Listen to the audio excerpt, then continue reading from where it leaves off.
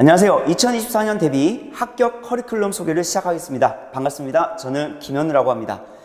저는 국립국어원에서 온라인 가나다를 7년간 담당했었고요. 그 뒤로 이제 학원 강사로 전향을 해서 계속해서 이제 재수종합반에서 수능 국어를 이제 학생들한테 강의를 했었고요.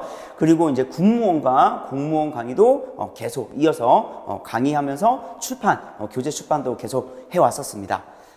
2023년 국가지방직 9급 최신 경향 문제를 우리가 한번 살펴보면요. 일단 문학 같은 경우는 3문제, 4문제 비슷하게 출제가 되죠. 그런데 특징이 있습니다. 예전에 우리 국가지방직 문제랑 이제 최근에 국가지방직 문제를 한번 비교해보면 예전 같은 경우는 좀 집약적인 문제가 좀 많이 나왔어요. 뭐 주제를 암기한다든가 표현법을 암기한다든가 또는 그 작가, 그 작품의 작가의 뭐 일생에 대해서 암기한다든가 이렇게 좀 지엽적인 문제가 좀 나왔다면 요즘 트렌드는 그런 문제 나오진 않고요. 작품에 대한 어떤 내용, 내가 지문을 읽고 그 지문에 대해 관련된 어떤 내용을 우리가 판단한다든가 또는 문학 개념 또는 표현상의 특징 이쪽으로 시험 문제가 출제되는 경향으로 좀 바뀌었습니다. 좀 많이 바뀌었고요.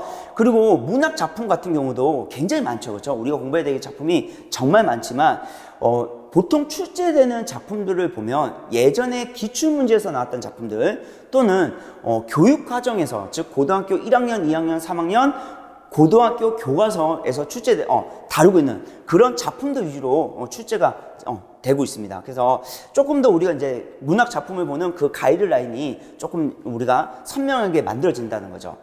그 다음에 비문학 같은 경우는 비중이 굉장히 높아요. 예전 같은 경우는 비문학이 뭐 7, 8년 전만 해도 한 4문제, 5문제 이 정도 출제됐다면 지금 같은 경우는 11문제, 12문제 거의 반 이상이 비문학 지문입니다. 그래서 아마 여러분들이 이제 우리 국어를 준비하실 때 요 비문학 위주로 좀 많이 준비를 하셔야 돼요. 그런데 이 비문학이 그렇게 많이 어렵진 않습니다. 뭐 피셋이나 아니면 수능 국어의 독서 지문이라든가 그런 것처럼 많이 어렵진 않기 때문에 여러분들이 조금만 신경 써서 글을 읽는 그런 어떤 훈련만 즉 체계화만 이루어진다면 여러분들이 충분히 정복할 수 있는 영역입니다.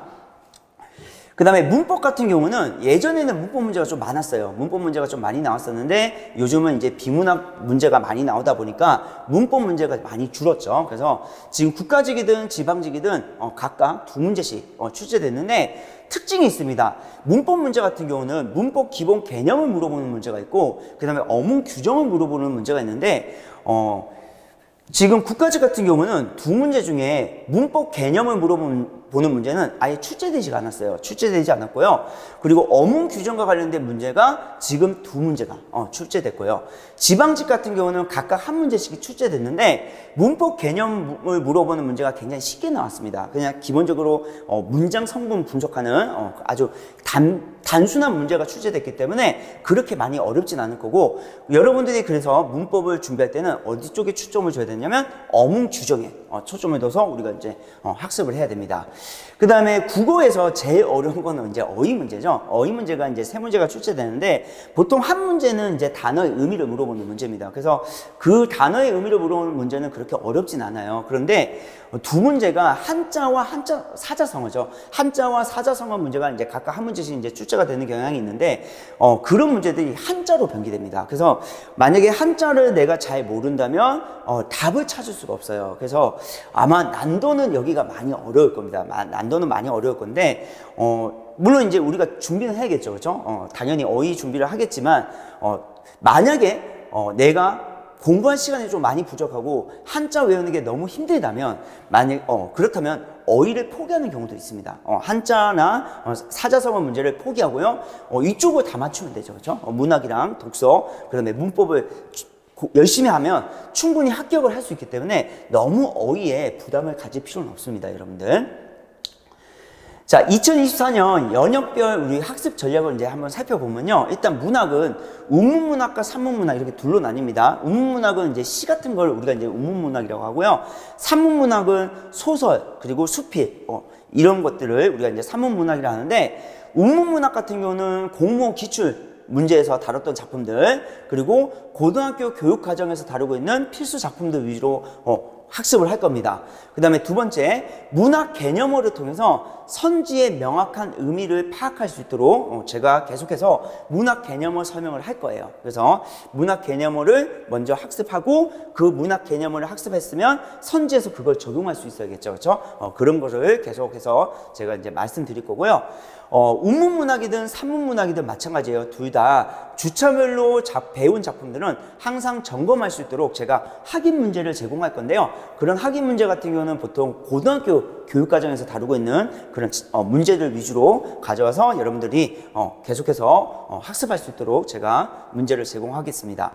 산문문학 같은 경우는 이제 소설 같은 거죠. 이제 소설같이 이렇게 긴 글 같은 경우는 여러분들이 읽다가 뭘 읽어야 될지 모르는 경향이 있어요. 그래서 우리가 소설 같은 경우는 캐릭터 분석이 제일 중요합니다. 그래서 등장인물의 뭐 가치관이나 사상, 뭐 성격, 그 다음에 특성, 그 다음에 뭐 처한 상황이라든가 그 상황에서 보이는 어떤 태도라든가 그런 거 위주로 우리가 학습을 할 거고요. 그리고 그 작품마다 이제 반영론적 관점이라 해서 그 시대별로 보통 공통된 주제 또는 공통된 소재를 다루는 작품들이 좀 많아요. 뭐 예를 들면 6.25 전쟁을 다루고 있는 작품들이다. 그러면 6.25 전쟁을 다루면요.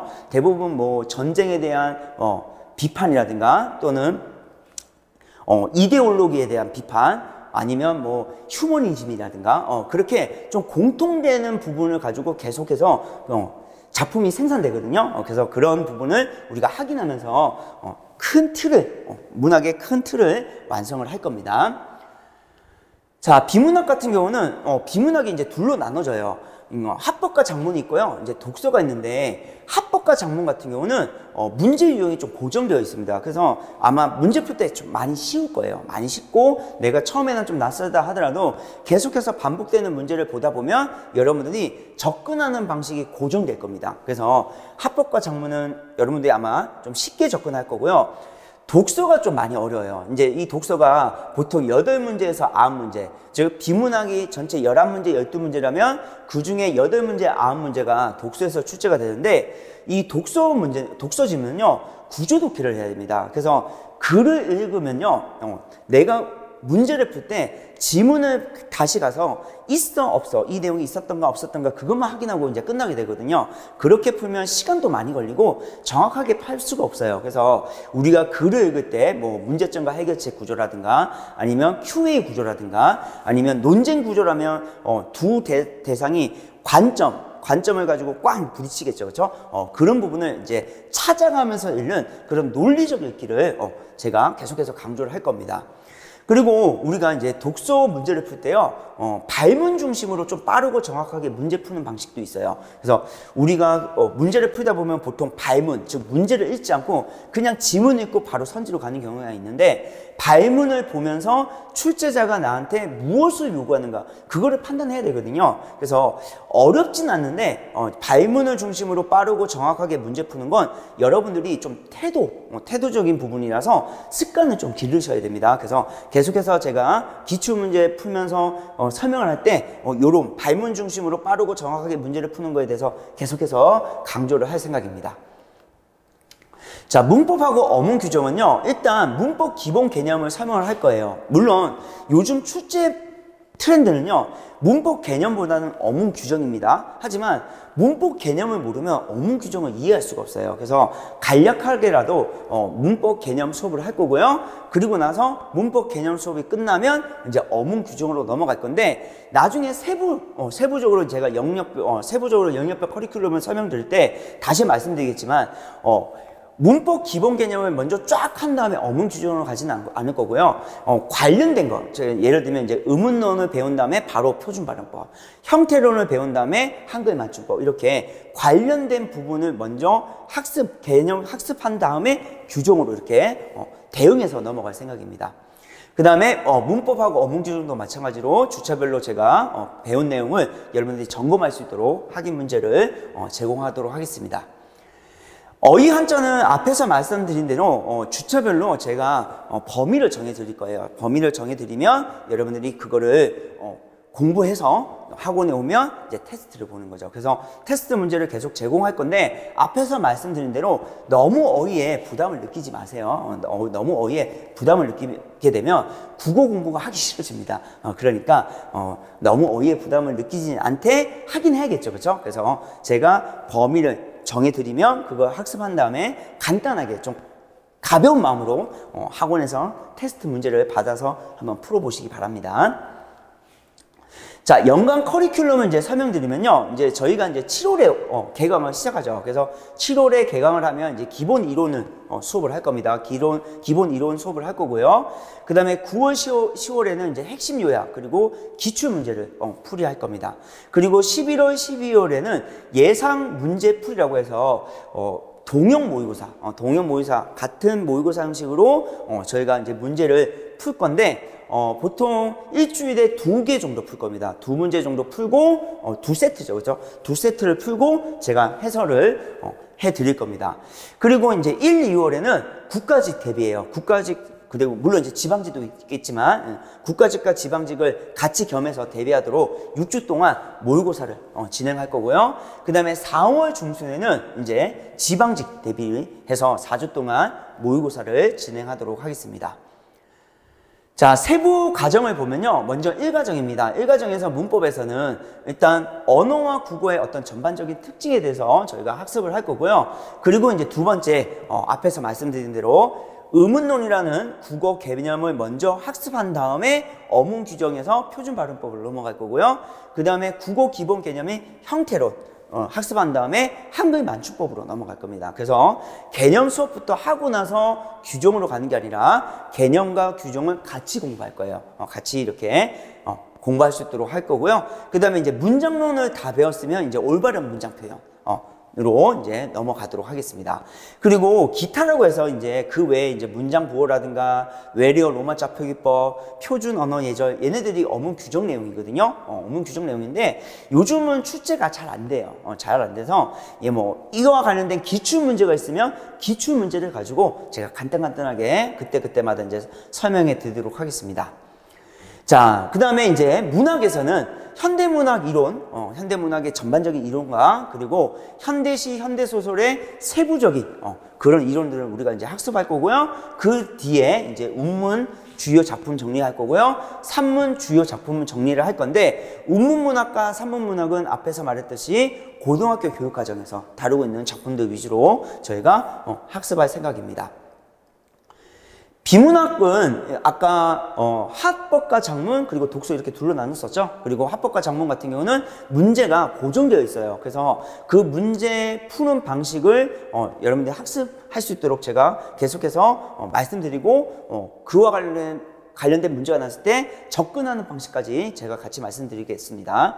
그 다음에 독서 같은 경우는 구조독해 하는 방식과 그리고 빠르고 정확하게 정답을 찾는 방식에 대해서 끊임없이 제가 강조를 할 거고요.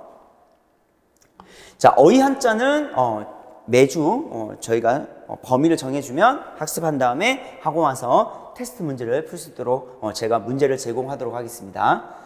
자, 이 과정에서는 출제자 시각에서 이제 기출문제 분석을 할 거고요. 그리고 예전의 기출문제과 현재 기출문제는 좀 트렌드가 다르잖아요. 그래서 예전 기출문제를 보되 현재 트렌드에 맞춰서 이런 요소들이 출제될 수도 있습니다를 끊임없이 제가 점검하면서 여러분들한테 설명해 드리도록 하겠습니다. 3과정에서는 이제 예상 문제풀이죠. 예상 문제풀이라서 실전 감각을 극대화할 수 있는 동형 모의고사를 일주일에 2회씩 제가 제공해 드릴 거고요. 그리고 문제 풀면서 해설 강의하면서 여러분들의 영역별 약점 보완까지 같이 진행하도록 하겠습니다. 4과정에서는 국가 그리고 지방직, 특히 이제 국가직이죠. 국가직을 대비해서요. 저희가 실제 모의고사를 6주 동안 진행을 할 거고요. 그리고 여기에는 빠져 있지만 5과정은 4월 중순쯤 될 겁니다. 그때는 이제 지방직을 대비해서 4주 동안 실전 모의고사를 진행하도록 하겠습니다. 2024년 합격을 기원 드리고요. 올해 최선을 다해서 여러분들이 꼭 합격할 수 있도록 제가 열심히 응원하도록 하겠습니다. 네, 고맙습니다.